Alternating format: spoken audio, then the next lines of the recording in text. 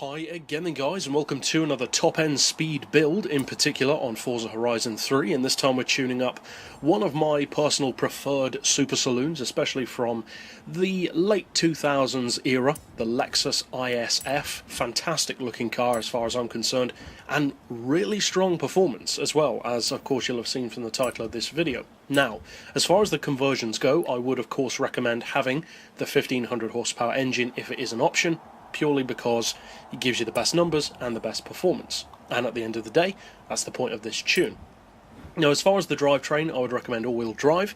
As I always say, if you're opposed to that, then you don't have to fit it, but I would recommend it. Aspiration, you want the twin-turbo option, of course, to get the full power.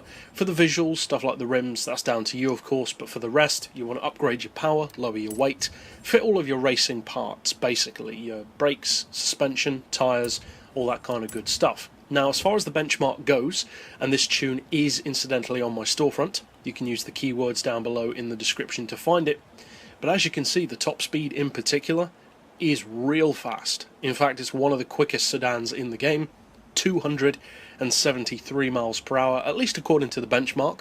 We'll see, of course, if it can do that in just a second, but also the acceleration is not too shabby, to say the least. 2 seconds to 60, 4.1 to 100. Now, as far as the gearbox, it's a pretty simple setup overall. 3.1 for the final drive, then 2.9, 2, 1.5, 1.17, 0.95 and 0.78. For alignment, we've got neutral camber and tow, obviously to anyone who uses my tunes. 4 degrees of caster. Anti-roll we've got on 35 and 20. Springs on 226, 192 and the lowest ride height. Dampers I've got on 16, 13, 7 and 6. Aero doesn't apply, and as you'd probably expect, 100% for the acceleration settings, 0 on decel on the diff. And as far as the centre split, I've got a little bit more of a rear inclination on this one than usual. I'd usually opt for 70%. We've just bumped it up a little bit to 72 to make those benchmark numbers a little bit better, especially for acceleration in particular. So that's it for the tune, and as I said, it is on my storefront, but now let's actually take it out on the road to see if it can hit that very impressive quoted speed.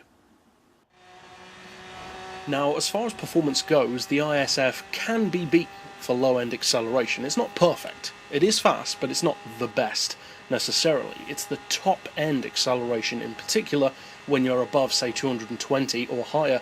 That's when this car's shove really kicks in. It has no trouble getting up to 273.